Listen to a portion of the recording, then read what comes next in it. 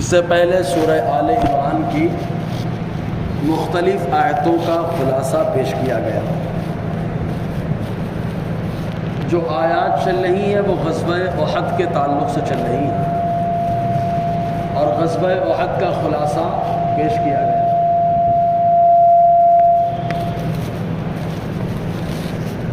پورا خلاصہ پیش کیا گیا، بتایا گیا کہ غزوہ احد میں کیا ہوا اور کس انداز میں یہ غزوہ پیش آیا۔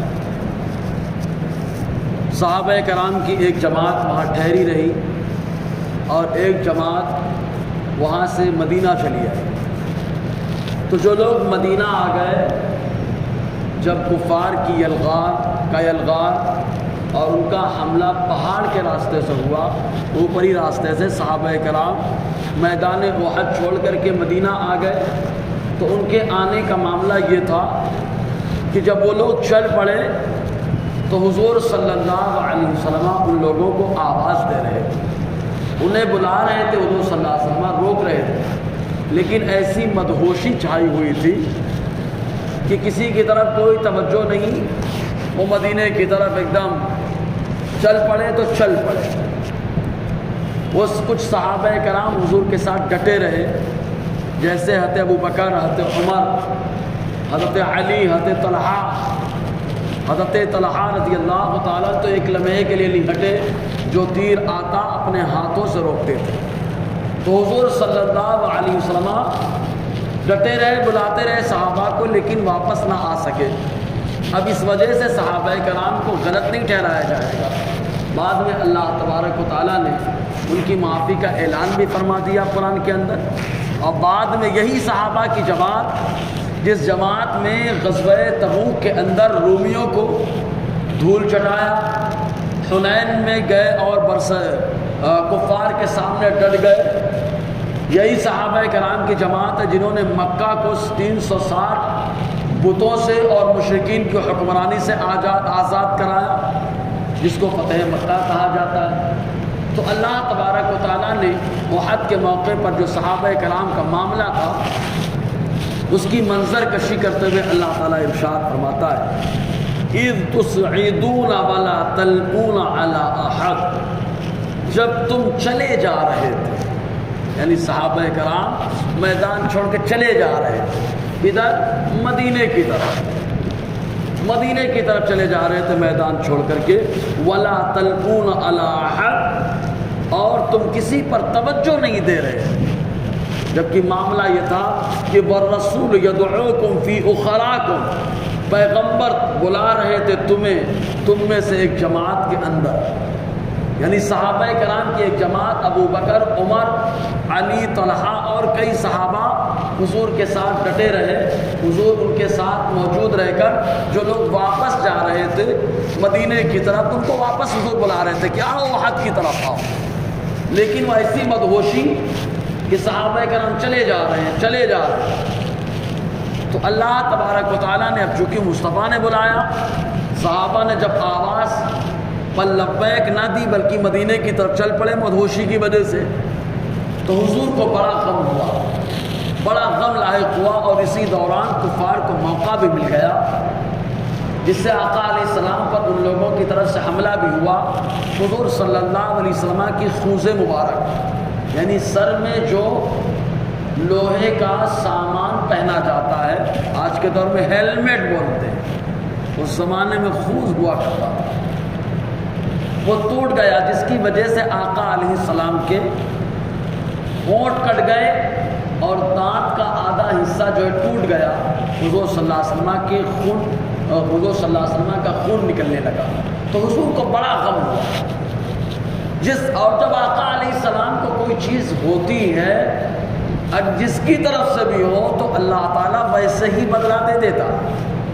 آپ جیسے میں اکثر بولتا، حضرت عیسیٰ علیہ السلام نے آنے کی دعا مانگی، بشارت دی، مبشرا برسول یا من بعدی، میں ایسے پیغمبر کی خوشخبری دے رہا ہوں جو میرے بعد آئے گا، جن کا نام احمد ہوگا۔ تو اللہ تعالیٰ نے بدلے میں یہ موقع دیا کہ حضرت موسیٰ کہہ رہے تھے مجھے امتی بنا دو، امتی تو سارے نبی ہیں، لیکن اس امت کی تبلیغ اور ہدایت کے لیے اللہ تعالیٰ نے مصطفیٰ کا امتی بنا کر کے حضرت عیسیٰ علیہ السلام کا انتخاب فرمایا ہے، کیونکہ وہ خوشخبری دے کر کے گئے، ویسے تو سب نے اپنے اپنے طور سے کیا۔ حضرت ابراہیم علیہ السلام دعا کر رہے ہیں ساتھ میں اپنے بیٹے کو لے کر، اے اللہ ایک رسول کو بھیج دے، تو اللہ تعالیٰ نے ایسا بدلہ دیا کہ درود ابراہیم نماز کے اندر پڑھی جائے، جیسے حضور اور حضور کی آل پہ درود ہو ویسے ابراہیم اور ان کی اولاد پہ بھی درود ہو جائے، ہے نا، تو بدلہ اللہ تعالیٰ نے دیا۔ ایسے ہی آپ دیکھو ایک بار درود ہم پڑھیں اللہ 10 رحمتیں نازل فرماتا ہے نا۔ حضور صلی اللہ جو حضور کا تذکرہ کرے، ذکر کرے، ایک پتھر ہے جو اعلانی نبوت سے پیشتر مکے میں حضور کو سلام کیا کرتا تھا، مسلم شریف کی حدیث ہے، آقا فرماتے ہیں میں آج بھی اس پتھر کو جانتا ہوں جو میری بعثت سے پہلے مجھے سلام کیا کرتا تھا، تو بدلہ ملا۔ تو جس نے جس انداز میں کام کیا اس کو بدلہ ملا۔ حضور نے واپس بلایا، صحابہ کرام مدہوشی کی وجہ سے واپس نہ آئے تو اللہ تعالیٰ نے ان کو غم دے دیا۔ کہا کیسا غم؟ کہا مصطفیٰ کو غم تھا کہ یہ واپس نہیں آ رہے۔ صحابہ کو یہ غم ملا کہ ان کو معلوم پڑا کہ حضور شہید ہو گئے۔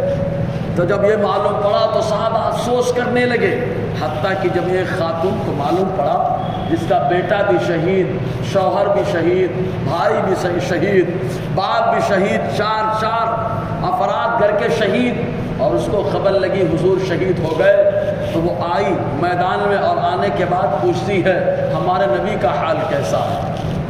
تو صحابہ کرام جو موجود رہے، جمع رہے، ان لوگوں نے بتایا غم مت کر، اللہ نے ہمارے نبی کو صحیح و سالم رکھا ہے۔ تو اس نے کہا اب باپ شہید، بیٹا شہید، بھائی شہید، شوہر شہید، کہا جتنے بھی غم ہے کل مصیبت بعدہ جلل، مصطفیٰ کے بعد اب جتنے بھی غم ہیں وہ غم بالکل ہیچ اور معمولی ہیں، یعنی ایسا جذبہ تھا۔ تو حضور صلی اللہ علیہ وسلم کو غم ہوا، اس لیے صحابہ کرام اس سے بھی بڑا غم لاحق ہو گیا۔ ان کو خبر لگی کہ جب ان لوگوں کو معلوم ہوا نہیں حضور صحیح و سالم ہے، کچھ تھوڑے محسوس ہوئے، لیکن اس کے بعد جب معلوم پڑا دندان مبارک شہید ٹوٹ گیا، حضور کا خون نکلا، ہونٹ زخمی ہو گیا، اور غم لاحق ہو گیا۔ اس غم کی وجہ سے صحابہ کرام کو اب مال غنیمت کا کوئی ٹینشن نہیں، جس مال غنیمت کو لوٹنے کے لیے اترے تھے اب وہ ہیچ معلوم ہوا، اور اس کے ساتھ ساتھ شکست سے دو چار ہوئے، تو ان کو شکست کا غم اتنا نہیں تھا، مال غنیمت جانے کا غم اتنا نہیں تھا جتنا مصطفیٰ کے زخمی ہونے کا غم تھا، جتنا غم مصطفیٰ کے زخمی ہونے کا تھا۔ تو اللہ تبارک و تعالیٰ ارشاد فرماتا ہے کہ جب میرے محبوب تم کو بلا رہے تھے دوسری جماعت میں، تم مدہوشی کی وجہ سے واپس نہ آئے، فَأَصَابَكُمْ، تو اللہ نے بدلہ دیا تم کو غمًا، ایک غم کا، بِغَمٍ، ایک دوسرے غم کے بدلے کا، جو پہلا غم ہے غم دیا اللہ نے بدلے میں دوسرے غم کے بدلے، تو کہاں غم دیا، کس چیز کا غم؟ مصطفیٰ کی شہادت کی خبر ملی تو ٹینشن، غم ہو گیا، اور جب دیکھ لیا کہ شہادت نہیں ہوئی تو یہ معلوم پڑا زخمی تو ہو گئے، اس کا غم تھا، کس کے بدلے؟ بغم، مصطفیٰ کے غم کے بدلے۔ مصطفیٰ نے بلایا واپس نہیں آئے تو اس غم کے بدلے اللہ نے بڑا غم دے دیا، جبکہ مصطفیٰ جان رحمت کی شان یہ ہے کہ اگر وہ نماز بندہ پڑھ رہا ہو، حضور بلا لے تو نماز توڑ کر کے جانا ہے، نماز توڑ کر کے جانا ہے۔ بخاری شریف کی حدیث ہے، پاک سعید ابن معلا رضی اللہ تعالی عنہ سے روایت ہے، یہ کہتے ہیں میں نماز پڑھ رہا تھا، آقا علیہ السلام نے مجھے بلایا، جب بلایا تو میں کئی بار بلایا، میں نہیں گیا، میں نے سوچا نماز پڑھ لوں اس کے بعد حضور کی بارگاہ میں جاؤں۔ نماز سے فارغ ہوئے، آقا علیہ السلام کی بارگاہ میں گئے، حضور نے فرمایا اے سعید کیوں نہیں آئے جب میں نے تم کو بلایا تھا؟ کہا سرکار میں نماز میں تھا۔ آقا علیہ السلام نے فرمایا کیا تم نے اللہ تعالیٰ کا فرمان نہیں سنا؟ یا ایھا الذین آمنوا استجیبوا للہ وللرسول اذا دعاکم، اے ایمان والو جب تمہیں اللہ اس کے رسول پکار لے تو تم ان کی پکار پر لبیک کہہ دو۔ دیکھو نماز کے اندر ہے، آقا نے کیا فرمایا کہ نماز پڑھ رہے تھے، لیکن کیا تم نے یہ فرمان نہیں سنا؟ معلوم یہ ہوا نبی کی پکار آ جائے تو بندہ نماز میں اور تب بھی مصطفیٰ کی بارگاہ میں پہنچ جائے، ہے نا؟ اب سوچیں جب نماز توڑ کے جانے کا حکم مل سکتا ہے، مل رہا ہے، تو نماز میں سوچنے کا حکم، سمجھ رہے کہ نہیں، خیال کرنے کا حکم، ارے بابا خیال ہی نہیں بلکہ جانے کا حکم مل رہا کہ جاؤ، بخاری کی حدیث پاک ہے، سمجھ رہے کہ نہیں آپ؟ تو اللہ کے رسول صلی اللہ علیہ وسلم کے پکارنے کا معاملہ ایسا، تو اللہ تعالیٰ فرماتا ہے کہ یہ غم لاحق ہو گیا، دوسرے غم کے بدلے کون سا؟ حضور کے غم پر اللہ نے ان کو غم دے دیا کہ تمہارے نبی کے زخمی ہونے کی خبر تم کو ملی، اور صحابہ کرام کو یہ گوارا نہیں تھا کہ حضور کو تکلیف پہنچے اور وہ خوش رہے۔ ایک صحابی کو جن کا نام زید رضی اللہ تعالیٰ عنہ، کفار نے ان کو پکڑ لیا اور پکڑنے کے بعد ان سے کہا، مارتے ہوئے، زخم دیتے ہوئے، تکلیف دیتے ہوئے، ان سے کہا کیا تم یہ گوارا کرتے ہو، یہ پسند کرتے ہو کہ تمہارے گھر میں آرام سے بیٹھے ہو اور تمہارے نبی کو تکلیف دی جائے؟ تو آپ نے ارشاد فرمایا میں یہ بھی گوارا نہیں کرتا کہ میں میرے گھر میں آرام سے بیٹھوں اور میرے نبی کو ایک کانٹا بھی چبھ جائے، میں یہ بھی گوارا نہیں کرتا۔ یہ صحابہ کرام کے ایمان کا جذبہ۔ اب سوچو جب یہ گوارا نہیں کرتے، ان کے سامنے ہونٹ کے کٹنے اور دانت کے ٹوٹنے اور خون کے نکلنے کی خبر ملے، کتنا بڑا غم ہوگا۔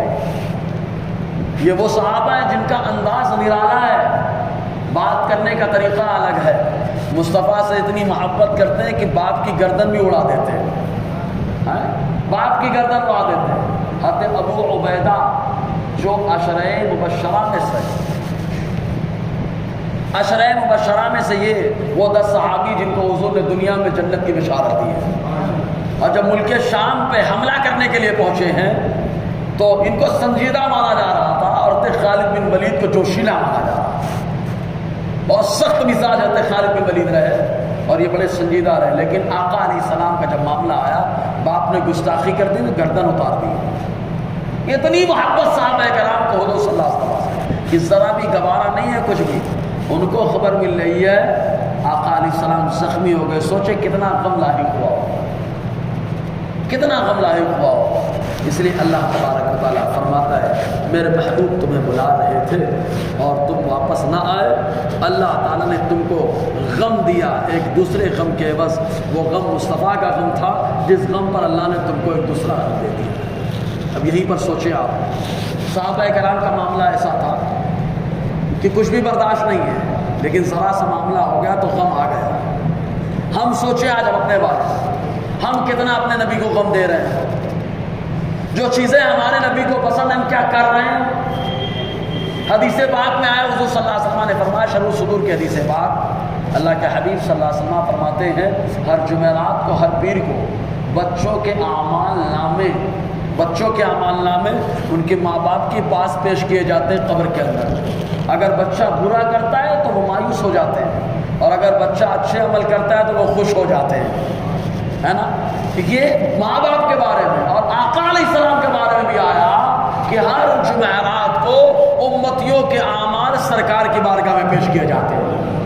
اب اگر امتی خراب عمل کرتا ہوگا تو اس کو کتنی تکلیف ہوتی ہوگی، اور وہیں پر اگر دیوانہ مصطفیٰ کے لیے دیوانگی کا اظہار کرتا ہوگا، مصطفیٰ کتنے خوش ہوتے ہوں گے، ہے نا؟ تو اللہ تعالیٰ فرماتا ہے یہ غم کیوں دیا؟ لِكَيْ لَا تَحْزَنُوا عَلَىٰ مَا فَاتَكُمْ، تاکہ تم کو غم نہ ہو اس پر جو تم سے فوت ہو گیا، چھوٹ گیا۔ کہا کیا چھوٹ گیا تھا؟ کہا مال غنیمت جس کو لوٹنے کے لیے پہاڑ سے نیچے اتر کر کے آئے تھے۔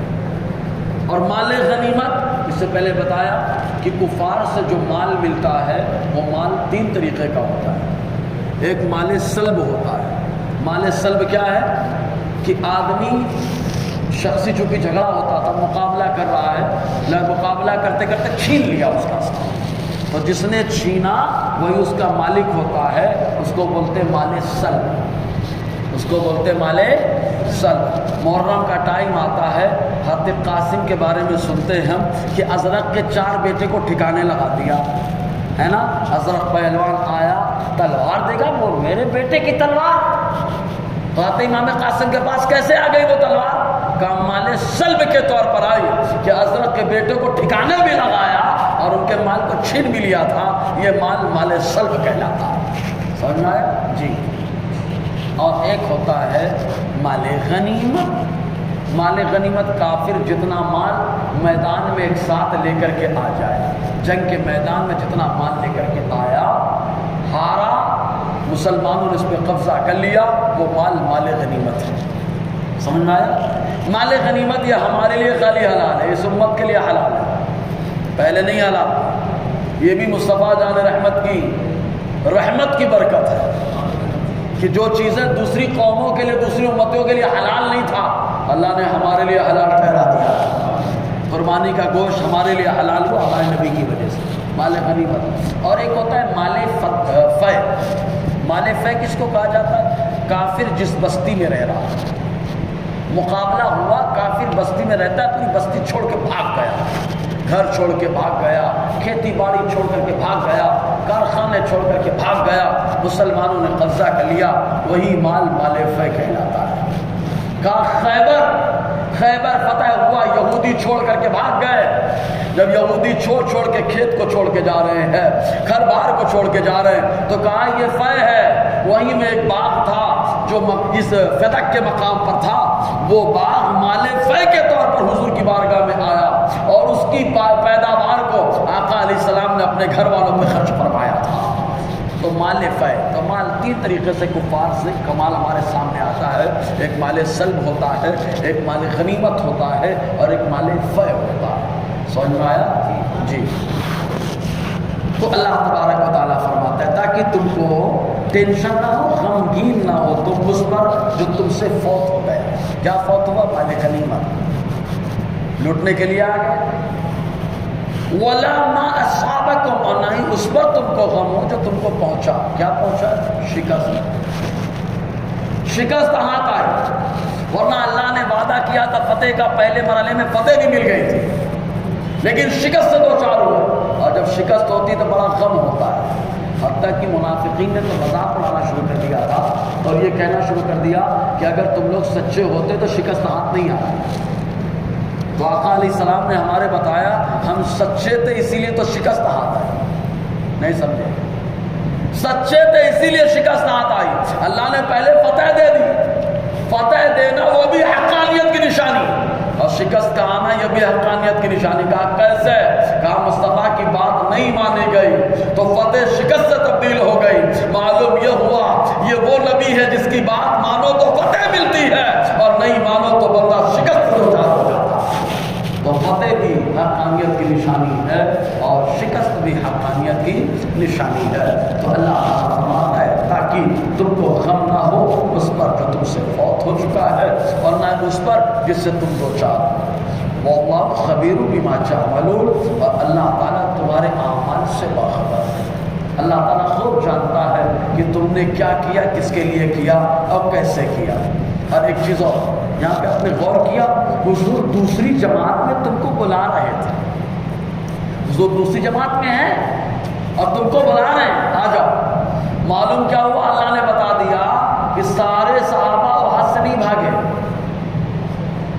سارے صحابہ نہیں بھاگے، کیونکہ حضور کھڑے ہیں ایک جماعت کے اندر اور جماعت میں ایک آدمی نہیں ہو سکتا، تو کل صحابہ کرام جمع رہے۔ رافضیوں کا امام رافضی بولتا ہے خالی ہاتھ علی رکے رہے، ارے تاریخ کا مطالعہ کرو، یہاں بھی اللہ فرما دوسری جماعت میں تو حضرت ابو بکر بھی ڈٹے رہے، عمر بھی ڈٹے رہے، علی بھی ڈٹے رہے، طلحہ بھی ڈٹے رہے، اور کئی صحابہ کرام آقا علیہ السلام کے لیے وہیں پر ڈٹے رہے، اور وہ صلی اللہ علیہ وسلم ان کے حصار بنا کے وہ صحابہ کھڑے ہوئے اور حضور بلا رہے ہیں کہ واپس آ جاؤ، واپس آ جاؤ۔ اس کے بعد اب چونکہ اللہ تبارک و تعالیٰ کی عادت جاریہ ہے، جب وہ ڈراتا ہے تو خوشخبری بھی سناتا ہے نا۔ تو صحابہ کرام کو پہلے بتایا گیا کہ یہ کیوں ہوا تمہارے ساتھ، اب اس کے بعد خوشخبری کیسے سنائی گئی، آگے بڑی لمبی آیت ہے، انشاءاللہ اس پر روشنی رہے گی۔ اللہ تعالیٰ ہم سب کو فیضان قرآن، برکات قرآن سے مالا مال فرمائے۔